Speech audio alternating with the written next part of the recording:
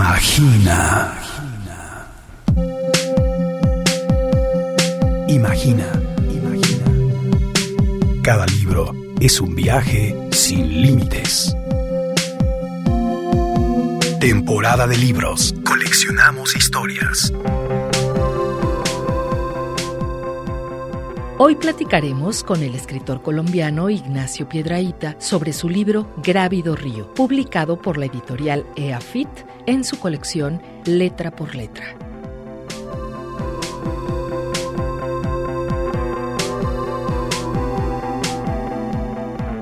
Explorar nuestro propio territorio. Yo pienso que es una geografía que cambia tanto que siempre nos está entregando enigmas.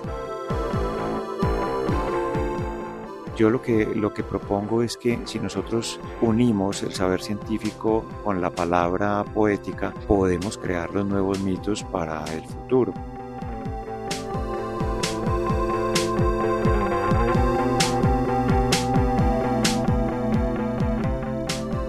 Bienvenidas, bienvenidos a Temporada de Libros. Qué gusto encontrarnos de nueva cuenta alrededor de la escritura literaria en nuestra lengua. Yo soy Verónica López García y en compañía de Daniela Hernández y Jessica Venegas en la asistencia de producción, te invito a la conversación que tendré con el escritor Ignacio Piedrahita sobre su relato Grávido Río, publicado por la editorial EAFIT. Grávido Río es un relato sobre la sinuosa danza del río Magdalena, ese cuerpo de agua en movimiento que define la geografía colombiana. Se trata de una historia que recupera la tradición de los libros de viajes de aquellos exploradores de los siglos XVIII y XIX, al que se añaden elementos propios a la forma ensayística. El resultado es el relato de un viaje que sigue el curso del río Magdalena, iniciando en San Agustín, donde ocurre su nacimiento, y que atraviesa el desierto de la Tatacoa, el ya desaparecido pueblo del Armero, y continúa por Puerto Berrío para terminar en el Banco y la mítica población de Mompox, en el departamento de Bolívar. En Grávido Río, el agua, ese ser extraordinario, elemento primigenio y fundacional de la vida en el planeta, es el guía que nos ayuda a comprender cómo su disposición en la geografía determina claramente la forma en la que organizamos nuestra existencia, cómo configuramos nuestras poblaciones, qué nos hermana, qué nos divide. Grávido Río nos recuerda los eternos puntos de contacto entre las ciencias y las artes, entre el pensamiento considerado como duro y el literario. Aquí se encuentran la pasión que gobierna a quienes hacen la ciencia y no dejan de preguntarse, con el arrebato sensorial del artista que abre todos sus sentidos, la nunca alcanzada objetividad de la observación científica y el universo creativo de quien contempla. El geólogo, narrador, poeta y ensayista Ignacio Piedrahita Arroyave nació en Medellín, Colombia, en 1973. Su amor al paisaje natural lo llevó a estudiar geología. Se considera un caminante y apasionado observador del campo y de los espacios urbanos, mismos que son el sustrato de su mundo creativo. Su novela Un mar fue finalista del Premio Nacional de Novela Inédita del Ministerio de Cultura en 2005 y ganadora de la 5ª convocatoria de becas de creación de Medellín en ese mismo año. Ha sido colaborador de la revista Universidad de Antioquia, el periódico Universo Centro y del suplemento Generación de El Colombiano. Asimismo, sus cuentos y crónicas han aparecido en otras revistas, antologías y periódicos nacionales e internacionales.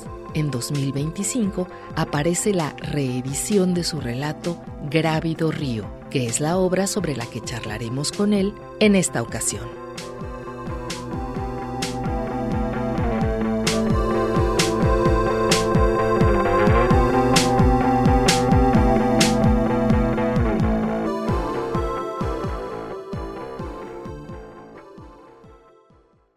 Temporada de libros. Coleccionamos historias. Bienvenido a Temporada de Libros, Ignacio. Gracias por acompañarnos. ¿Cómo estás? Muy bien, Verónica, gracias a ti por la invitación. Oye, pues Grávido Río es un libro que se disfruta muchísimo leer y tiene que ver evidentemente con el lugar a donde nos llevas, en donde nos colocas. Y me gustaría iniciar, tú además de escritor, de autor, eres geólogo y cuando uno conoce Colombia y la recorre un poco, no tiene que recorrerla mucho. Uno pensaría que todos deberían estudiar o todos querrían estudiar geología, ¿no? El asombro cuando uno llega respecto a esas montañas tan verdes, a esos ríos a los que personas de esta latitud, la mexicana, más al norte, pues no es nada común, esa agua que alucina. Cuéntanos un poco, compártenos tu asombro o tu primer contacto con la naturaleza, no sé qué tan normalizado es esa maravilla para los ojos de quienes allá nacen y crecen. Cuéntanos un poco. Bueno, Verónica, te cuento. Yo creo que hay varias cosas ahí importantes que mencionar. Pues yo crecí entre montañas. La ciudad de Medellín, donde yo vivo, y en general todo el interior de Colombia está marcado por las cordilleras, son 3 cordilleras, y entre esas cordilleras corren ríos. Entonces está marcado por el valle, por la montaña, por las formas quebradas de la topografía. Y a eso hay que sumarle que mi padre es agrónomo. Entonces, desde que yo estaba muy pequeño, de hecho a los 15 días de nacido, me cuenta mi madre, me llevaron ya para fincas, que era donde él trabajaba, en lugares muy apartados. Entonces yo creo que ese contacto de la primera infancia, yo viví los primeros 5 años de mi vida y mis primeros recuerdos son de naturaleza, de estar al lado de un río, o de la granja, de ir a recoger los huevos de las gallinas, en fin, ese tipo de cosas me marcaron, están ahí como un tesoro desde mi primera infancia. Y luego ya nos fuimos a la ciudad, pero la ciudad quedaba entre montañas también. Entonces yo pienso que siempre en mi imaginación está la naturaleza. Yo cuando voy en el metro de la ciudad, que la recorre a lo largo, lo que voy es pues mirando el perfil de las montañas, el color en ese momento que se ve, porque está quebrado aquí, porque está quebrado allá. O voy mirando el río, esto ocurre porque el metro es elevado, o voy mirando el río que va a lo largo del metro. Entonces mis coordenadas en la vida siempre han sido esas. De hecho, cuando yo empecé a escribir, pues bueno, hay varios libros que siempre están cerca de la naturaleza, pero muchos de ellos tenían que ver como, bueno, ¿para dónde va este río? ¿Para dónde van estas montañas? Entonces aparecen libros sobre la cordillera, sobre el río, sobre el mar, que quizá podemos ir brevemente sobre ellos luego. Bueno, pues hablemos ahora del otro lado, es decir, del literario, de los libros de viajes y viajeros. Y hay una tradición, por obvias razones, muy sólida en Colombia, y no me refiero solo a la colonia o de los primeros exploradores o a Humboldt, ¿no? Sino que posteriormente esto no ha dejado de estar, y no hace mucho se publicó justo un libro en donde se recopilan voces o se recupera algunos de los títulos, digamos, más simbólicos de esta tradición literaria de los viajes. ¿En qué medida has sido lector de ellos? ¿Compartes esa sensibilidad frente a esa tierra que no deja de ser motivo, ¿no?, de creación? Cuéntanos un poco. Bueno, muchos de los paisajes colombianos aparecieron primero en la ficción, no directamente en las crónicas, porque sí existía la relación fuerte con la naturaleza, pero no tanto de el viajero, aunque sí, pero el viajero local. Pero las primeras a mí más me impactaron fueron, por ejemplo, la Vorágine de José Eustacio Rivera, que es una ficción, es una novela, pero la selva es un personaje más. E incluso hasta en María de Jorge Isaac, que tiene unos capítulos que son también de viaje o cacerías, etcétera. Y luego ya fui descubriendo las crónicas, que no son unas crónicas viajeras de ir muy lejos, sino que paradójicamente son crónicas de viaje en el mismo país. Y eso me influyó mucho. De hecho, yo cuando pienso en viajar, casi siempre pienso en viajar a Colombia, entenderla mejor como un pequeño universo de lo que puede representar el mundo. Pues para bien o para mal, esa ha sido una tradición colombiana, explorar nuestro propio territorio. Yo pienso que es una geografía que cambia tanto, que siempre nos está entregando enigmas. Incluso, ¿sabes con qué la comparo yo? Con el cielo de las montañas, porque el cielo cielo de las montañas es un cielo completamente cambiante. Llueve, se despeja, luego hace un solazo, y luego, pero nunca unas nubes se quedan unos días o nunca se queda despejado varios días. Entonces esa movilidad aérea creo que de alguna manera nos lleva a pensar la Tierra también como algo móvil, y esa cantidad de anfractuosidades, esa topografía quebrada siempre nos está prometiendo un valle nuevo detrás de una loma. Entonces de alguna manera estamos muy entre nosotros, pero yo creo que para bien, porque hace que el territorio colombiano pues cada vez se estudie y se imagine muchísimo más. Ahora que hablas del cielo y esas nubes huidizas que aparecen y desaparecen, siempre distintas, encontré en tu libro ideas que desconocía, cosas, datos duros, digamos, y tienen que ver con el ciclo del agua que conocemos, que es muy básico, pero tú explicas algo que a lo mejor yo no sabía, y tiene que ver con que es esta, o no lo pensabas, ¿no? Porque luego suena muy lógico, pero me lo tienen que decir, o lo tuve que leer para que lo encontrara así, y es este asunto, a partir de la metáfora filosófica de no bañarse en el mismo río. Tú nos explicas cómo en realidad sí, sí, por lo menos es la misma agua, la del planeta. Me gustaría que nos hablaras un poco de esto, porque a mí fue una idea que, ¡pum!, sí me hizo brillar ahí las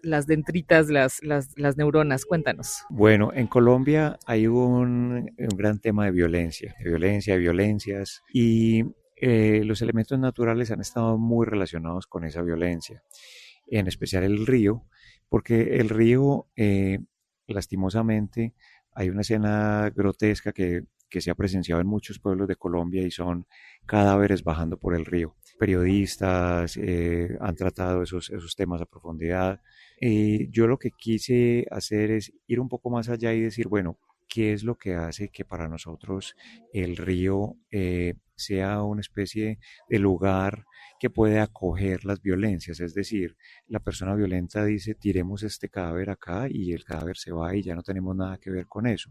Entonces esa relación me interesaba mucho y la quise explorar en el imaginario hacia atrás, y me encontré con esto que dice Platón, que a su vez retoma de los primeros filósofos, que esto nos bañamos 2 veces en un mismo río, y es como si eso hubiera seguido ahí miles de años y hubiera llegado hasta nosotros, y nos hubiera dado la seguridad de que entonces cualquier fechoría, cualquier violencia iba a ser lavada, se iba a ir lejos porque no hay ningún problema. Pero el ciclo del agua, que nos lo enseñan de niños, nos está diciendo todo lo contrario, y es, digamos, una verdad, así como tú dices, fehaciente, de que sí, eso vuelve, eso que hiciste vuelve, y todas esas aguas, lleven lo que lleven, van a ir de nuevo arriba y van a mojar tus pies. Con ideas como esa, uno recuerda lo cerca que han estado siempre, a pesar de que culturalmente se insiste en divorciarlas, a la ciencia y las artes. De pronto pensamos que son caminos paralelos o rutas que no se tocan, y todo lo contrario. Pienso mucho en el extrañado, el querido Carl Sagan, y en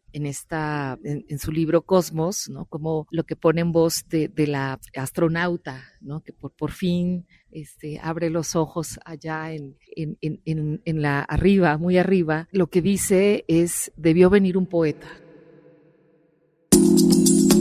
Temporada de libros. Literatura que llega a tus oídos. A tus oídos. Volvemos. Quédate conmigo, aquí en Temporada de Libros.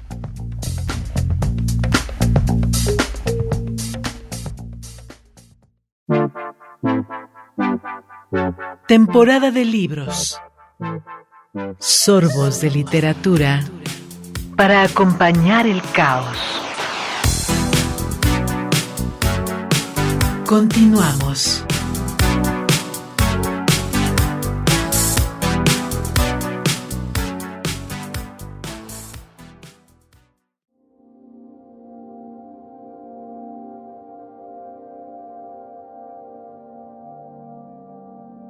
De nuevo en mi casa de campo, intento recobrar el origen del viaje. Miro hacia atrás en el tiempo, como rastreando con el dedo el nacimiento de un río sobre un mapa. Sigo esa línea ondulada que conduce a imaginarias cumbres y me lleva 3 meses atrás, al final de un día inusualmente seco de marzo. Eran las 5:30 de la tarde y el sol comenzaba a sumergirse tras la serranía de las baldías. La luz tenue hacía ver la tierra negra de un color azul, mientras el aire fresco de los 2.500 metros de altura inundaba el pequeño valle montañoso. Me puse un abrigo ligero y salí a caminar. Era ya un viejo ritual dar un paseo durante esa hora en la que el día se retira. Descendí de la colina y tomé la carretera de piedras que lleva hacia la parte alta de la montaña. Con las primeras cuestas sentí la agitación de mi aliento. Su vaho caliente comenzaba a hacerse visible. Caía la noche. En los potreros a mi alrededor, las vacas lecheras estiraban su cuello en busca de pasto. Al arrancar, los mazos de hierba con la fuerza de su lengua producían un sonido opaco, de efecto narcótico. Las manchas blancas de su cuerpo brillaban como continentes desconocidos entre el oscuro océano de su piel. Los campesinos terminaban de lavar los establos después del segundo turno de ordeño. La penumbra encubría aún más su ciega concentración.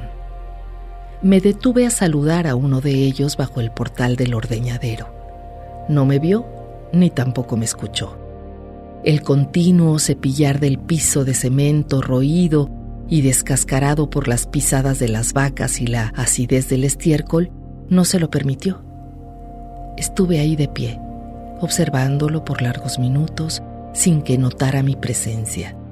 Sus movimientos eran seguros y enérgicos, a pesar de demandar los últimos esfuerzos de la jornada.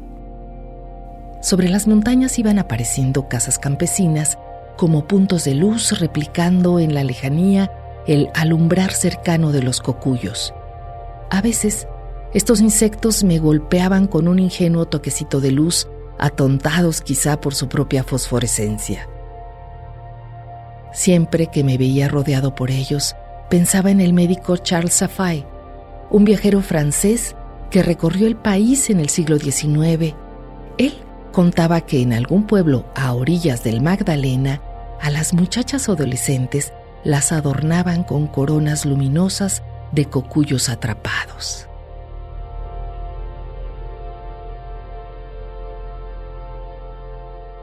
Grávido río. Fragmento.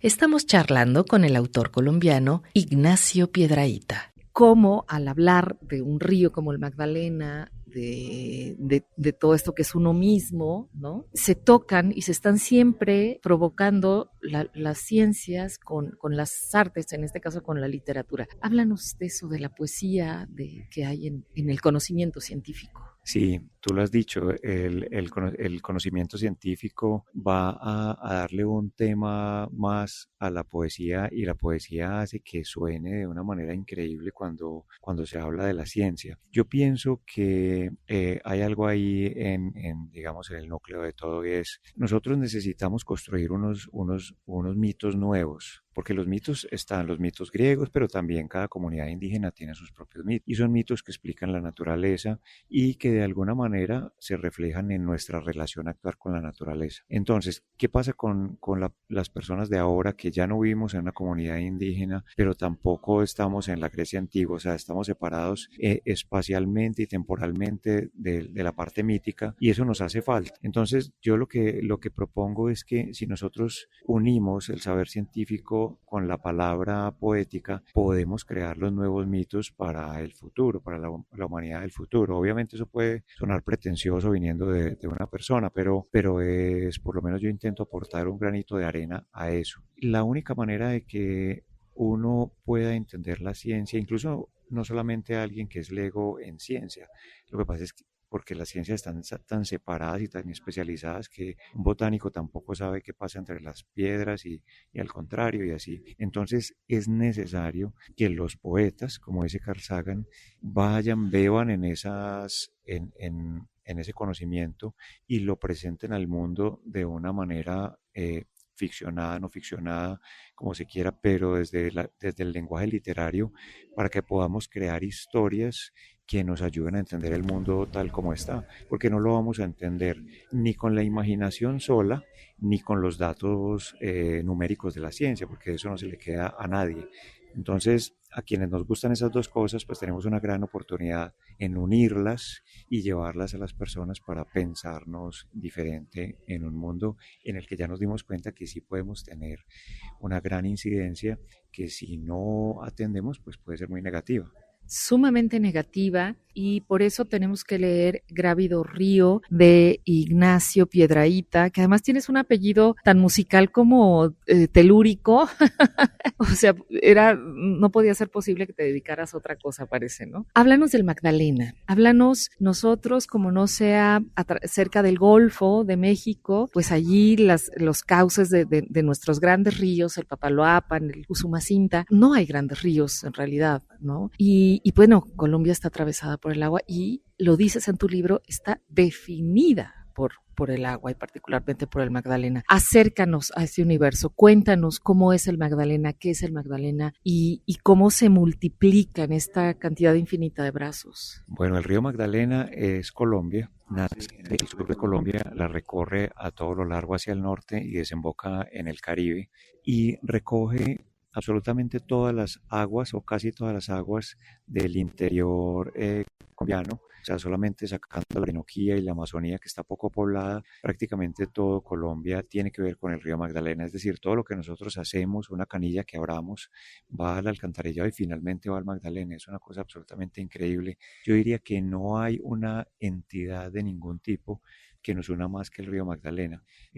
Alguien dirá, no, es la historia, pero tú sabes que la historia siempre la cuentan los vencedores, etcétera. El río es, y todo el mundo puede contar su historia a partir del río Magdalena, y eso me parece que es un punto de partida maravilloso para hablar de él. Entonces yo lo que he querido hacer con el río Magdalena es hablar de él de una manera expandida, es decir, que no es solamente el cauce, no solamente son sus pobladores, los ribereños, los pescadores, sino cómo se relaciona espacial y temporalmente más allá del cauce.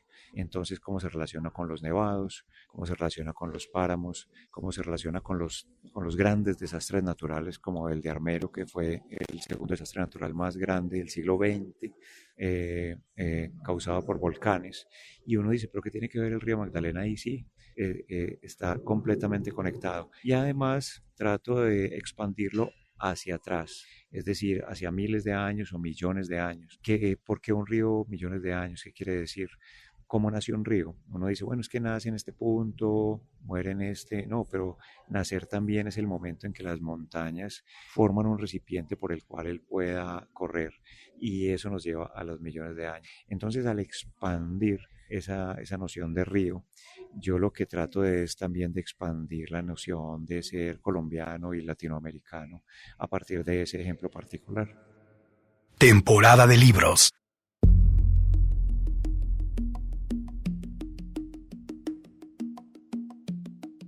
El camino se estrechaba a medida que la meseta se acercaba al borde del cañón del Magdalena, y muy pronto se recostaba contra la pared rocosa debido a la fuerte pendiente. Al costado de mi cuerpo estaba la piedra, sólida y segura en apariencia, y del otro lado, el vacío. Sin embargo, este último no era tan terrible como podría parecer. La vegetación abundante que crecía a la vera del camino le proporcionaba a la vista un objeto cercano en donde entretenerse y sentirse a salvo. De no ser por esa facultad de la mente de distraerse en lo cotidiano, veríamos abismos a cada paso que damos. Intuir el vacío es a veces tan provechoso como sentirse tentado por él, y más aún, verlo por momentos en toda su magnitud cuando el sendero hacía quiebres en zigzag, me proporcionaba una irresistible y hasta placentera falta de aliento. A pesar de que ya no llovía, el camino estaba hecho un manantial. El agua, caída durante la noche y las primeras horas de la mañana, hacía todavía su lento tránsito hacia el fondo del cañón. Bajaba por los tallos de los árboles y luego por el suelo cubierto de hojas caídas y retoños, empapando las raíces y la tierra hasta llegar al cauce del río, empujándose una molécula de agua tras otra como en peregrinación. A mi lado, elásticas gotas permanecían aún aferradas a hojas y ramas con sus fuerzas capilares. Manojos de pasto alto tocaban a veces mi cuello, soltando de paso toda su humedad, con una caricia que me producía un leve escalofrío sobre la piel.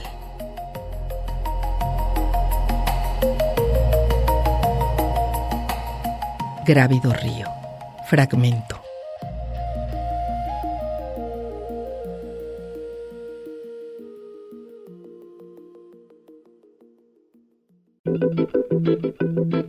Temporada de libros. Temporada de libros. Coleccionamos historias. Volvemos. Quédate aquí, estoy conversando con el escritor colombiano Ignacio Piedrahíta.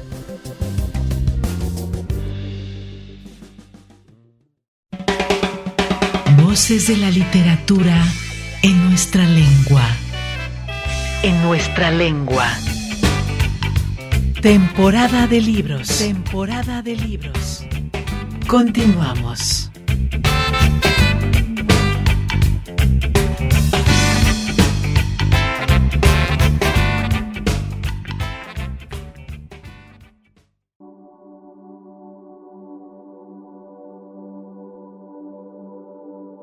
De pronto, al ardiente sol lo veló un cúmulo de nubes y la temperatura mejoró para la caminata. Pero no tardó en comenzar a lloviznar y a caer el agua sobre mi espalda, empapada de sudor. Cada paso contaba y me preguntaba en qué podría apoyarme. Sentía que si dejaba de andar, el precipicio me llamaría desde atrás, aunque sabía que el sendero de subida no era más que un espejo del que de bajada a este último parecía haber estado más firmemente marcado. Al descenso se suele acceder de buena gana, mientras que a menudo el ascenso se convierte en una obligación. Cuando se baja, se tiene el escenario a los pies, con lo cual la medida de sí mismo no es más que fantasía. En la subida, por el contrario, uno es palpable y finito ante su imaginación.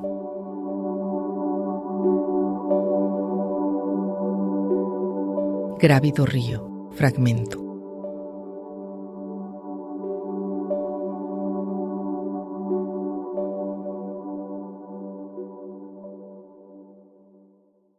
Estamos charlando con el autor colombiano Ignacio Piedrahíta. Y en ese ejemplo particular que mencionas, que es el ejemplo, si lo pensamos de muchas maneras lo es, conecta también con otros y otras escritoras actuales vigentes. No es curioso, y después de escucharte lo es menos, que he platicado recientemente con autoras como Laura Ortiz o después de leerlas, claro, afortunadamente, o Pilar Quintana, ¿no? Y encuentro la misma uruguaya, que bueno, tiene muchos años ya viviendo en Colombia, Fernanda Trías. O sea, la naturaleza no la suelta.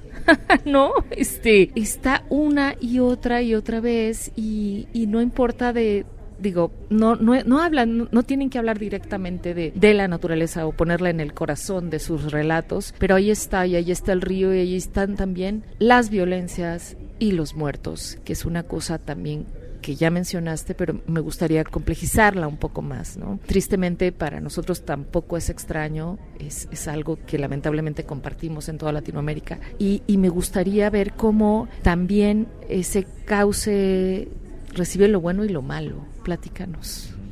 Sí, bueno, primero quiero mencionar algo con respecto a las mujeres que están escribiendo sobre naturaleza en Colombia, porque es maravilloso lo que están haciendo.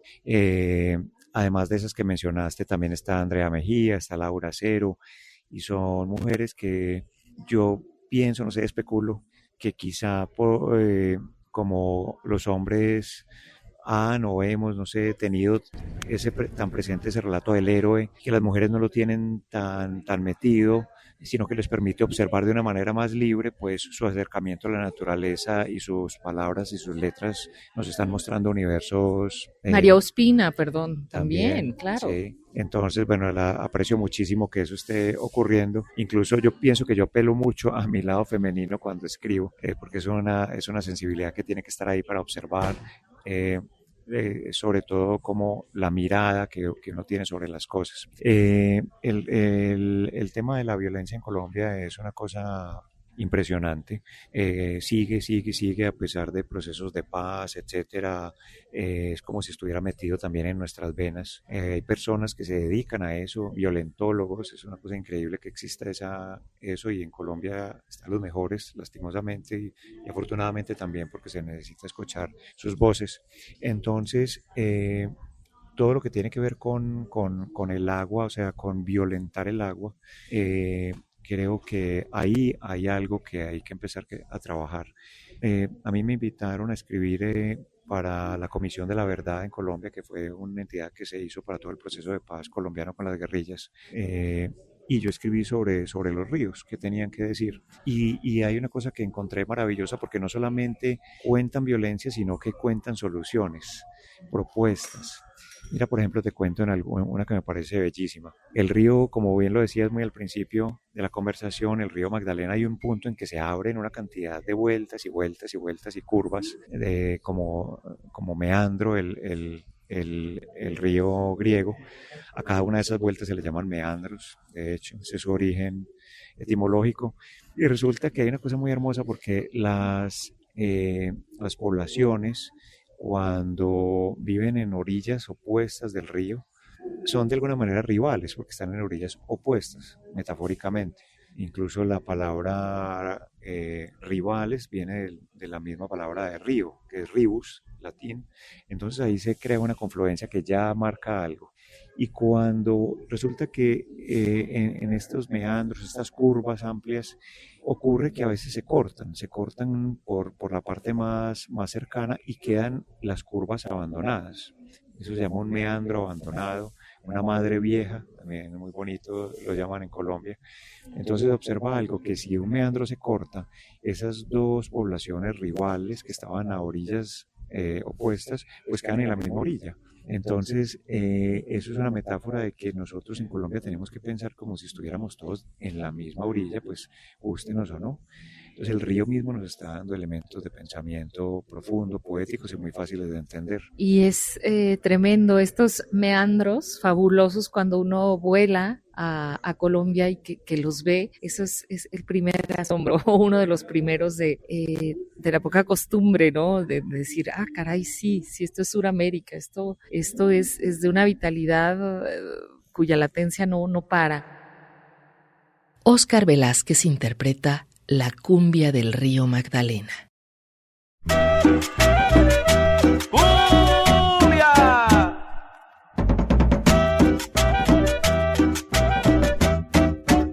¡Otra vez!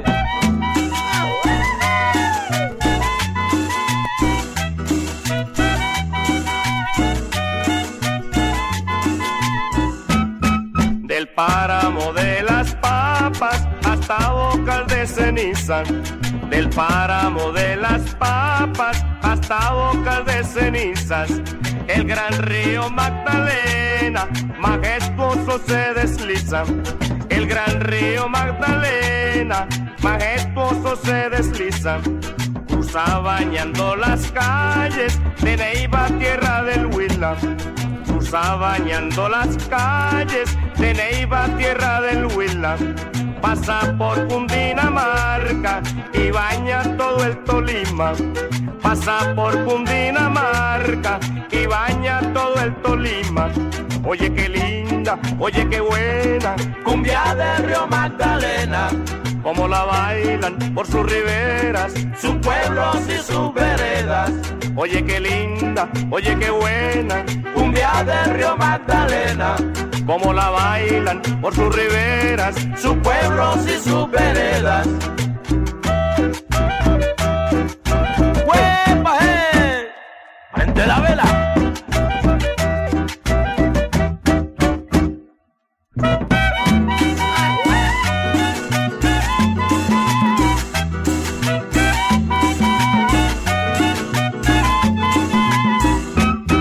Abraza las tierras bellas de caldenses y antioqueños. Abraza las tierras bellas de caldenses y antioqueños. Y de Boyacá su puerto, que tiene ambiente llanero. Y de Boyacá su puerto, que tiene ambiente llanero. En tierra santandereana, de esa Barranca Bermeja.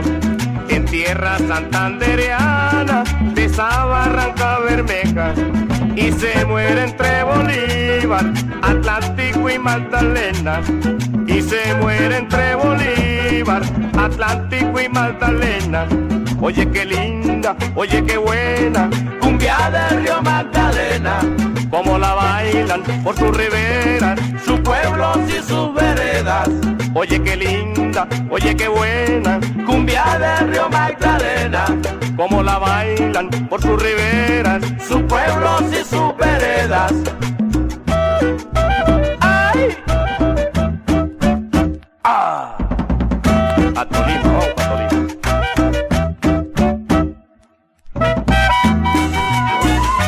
¡Vaya mi cumbia!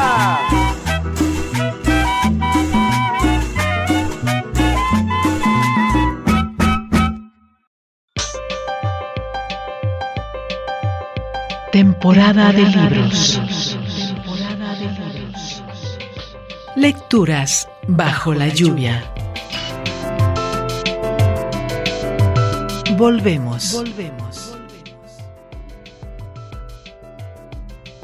Vamos a un corte y regresamos a la charla con el poeta y narrador colombiano Ignacio Piedrahíta.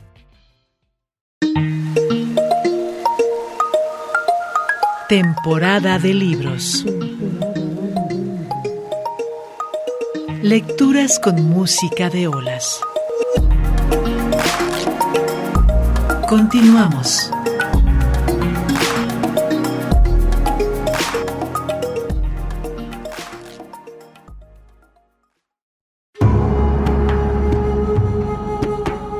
Algunos de los presocráticos, observando los austros, veían incluso la metáfora de la sinrazón de la vida y la muerte.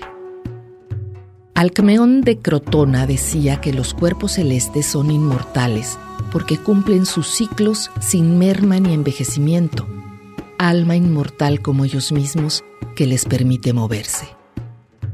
Los hombres mueren, decía, porque no pueden enlazar el principio con el fin, porque no pueden volver atrás como los astros dando una órbita completa. Solo van de niños a viejos sin posibilidad de volver atrás. Y Empédocles aseguraba que no hay nacimiento en absoluto de ninguno de los seres mortales, ni tampoco consumación de la funesta muerte, sino tan solo mezcla y disociación de lo mezclado es lo que hay. Y nacimiento es un nombre de los que los hombres le dan. 2500 años después, estas explicaciones del universo y origen de la vida parecen ingenuas y fruto de la especulación, pero su belleza no está en lo imaginativo ni en la veracidad que pudieran tener esas alocadas y hermosas ideas, sino en que no están hechas para durar. Tal como se refería Heráclito al fuego, su reposo es cambiar. De esa misma manera, se iniciaba una nueva tradición basada en la razón.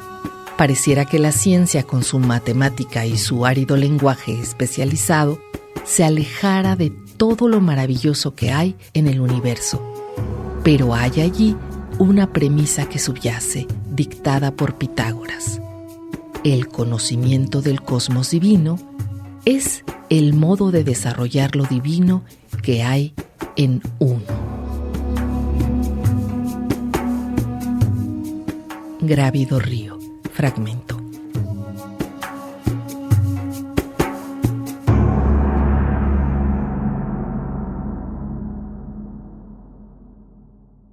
Estamos charlando con el autor colombiano Ignacio Piedrahita.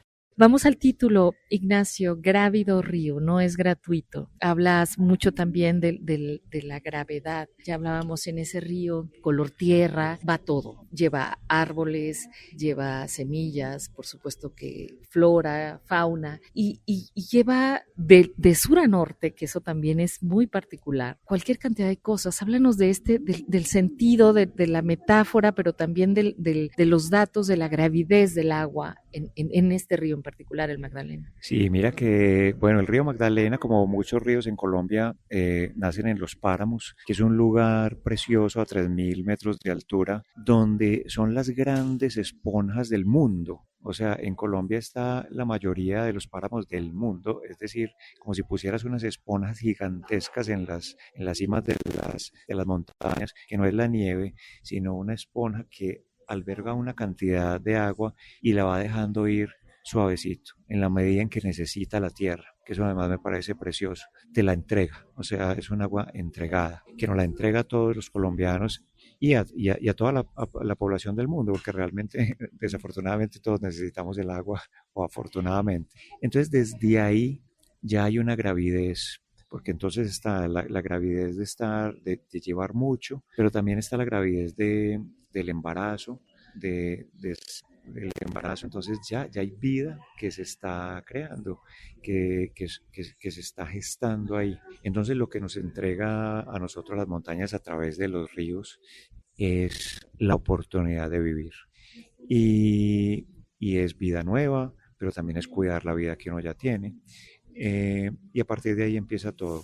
Si al final del río o en la parte media, donde sea, nosotros ya lo empezamos a volver sangre y muerte, es una cosa que me parece un enigma gigantesco para tratar desde todo el punto de vista literario, porque son metáforas tan fuertes y tan contradictorias en su mismo seno que uno, digamos, no se explica. Hay que tratarlo de explicar, ojalá, por medio de todas las artes, entre ellas la literatura. Entonces, yo creo que de ahí por eso beben tantos escritores. Y ya digamos una anécdota sobre el río, perdón, sobre el título. Es un robo, pero no a mano armada. Es un robo literario a un título de un poema de José Eustacio Rivera, que es un gran escritor colombiano, autor de la Vorágine, que tanto me impactó. Entonces él también escribió poemas y yo pues un día hice una fogata ahí en mi casa, que yo vivo por ahí en la montaña, y con algunos amigos, y le pedimos permiso y parece que no lo dieron. Entonces en parte de pago, al final está el poema de José Eustacio Rivera, pues para que se vea de dónde salió. Por último, Ignacio, del otro lado y en el mismo del río está la gente, las comunidades. Al final es un libro sobre un viaje, sobre un recorrido, y nos vas llevando con las poblaciones, con diferentes comunidades, y me gustaría que nos compartieras alguno de los grandes hallazgos, encuentros, aprendizajes, una anécdota de convivir con esta gente que vive de otra manera, que tiene mucho más cerca lo importante. Bueno, sí, a ver, entre todas estas hay un momento en que el río va más o menos, digamos, en un curso más o menos definido. Hay un momento en que ya hay un cauce mayor y unos cauces menores, y empieza unas lagunas grandes que llamamos ciénagas, y son como una especie de apoyos. Es raro porque ahí el río ya no es lineal, el río es quizá un 100 pies, y cada una de esas patas del 100 pies se apoya en un lago, en una de estas ciénagas, que lo que hacen es que cuando el río baja le entregan agua, cuando el río sube reservan un poco de agua, y ahí se da una cantidad de cosas a nivel, digamos, de ecosistema. Entonces muchas poblaciones se hacen en los canales que conectan las ciénagas con el río. Entonces son un lugar privilegiado, son poblaciones mestizas o negras que tienen un pie, digamos, en la parte de sabana y un pie dentro del río y pescan en la medida que van pasando los peces de un lado a otro. Entonces ahí, pues por ejemplo, recuerdo una comunidad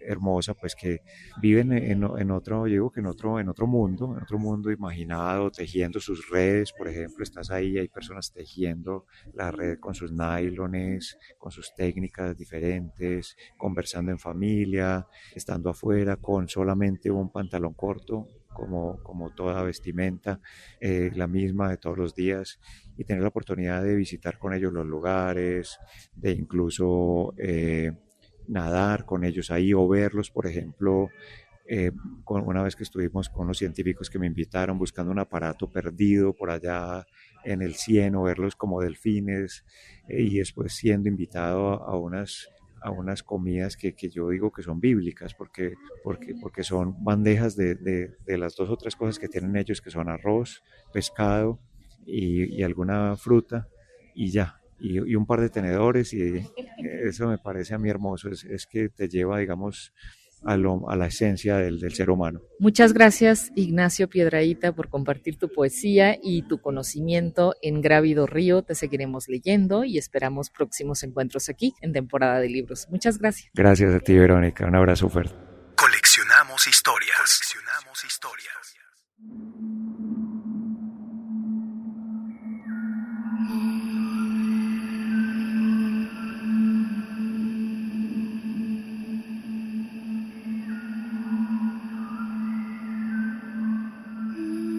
Comenzando los años 80, las guerrillas de las Fuerzas Armadas Revolucionarias de Colombia, FARC, se apoderaron de la zona.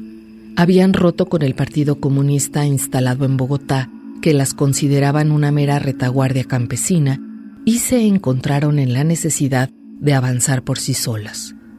Su objetivo era crecer y copar al país, y en el Magdalena Medio encontraron un buen número de latifundistas sobre los cuales ejercer la extorsión y el secuestro.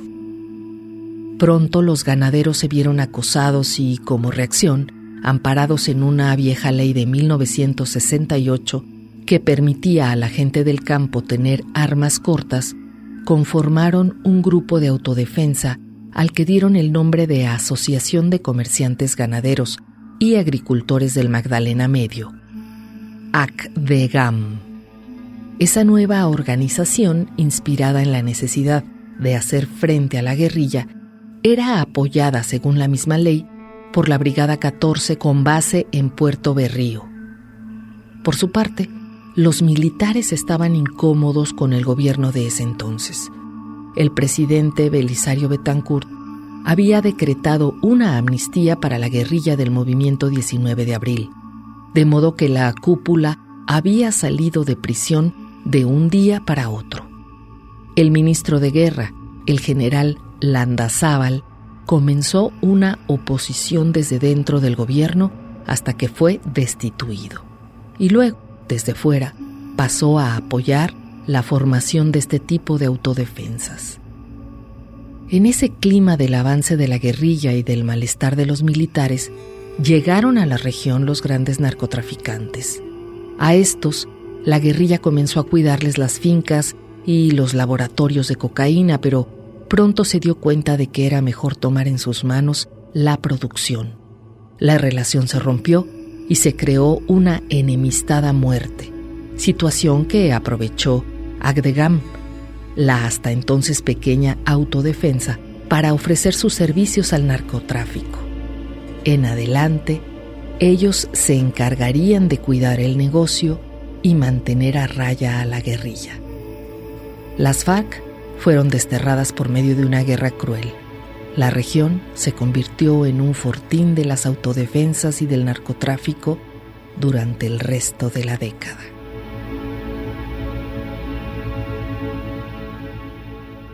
Grávido Río, fragmento.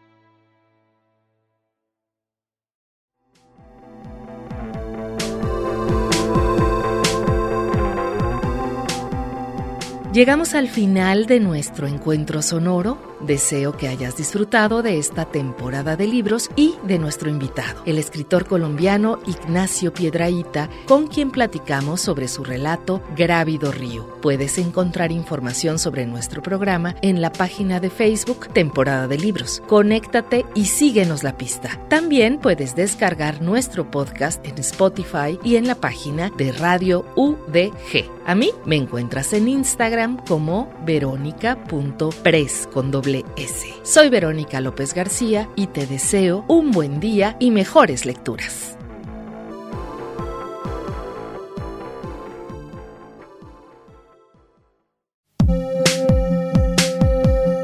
Imagina. Cada libro es un viaje sin límites. Temporada de libros. Coleccionamos historias. Gracias por tu escucha.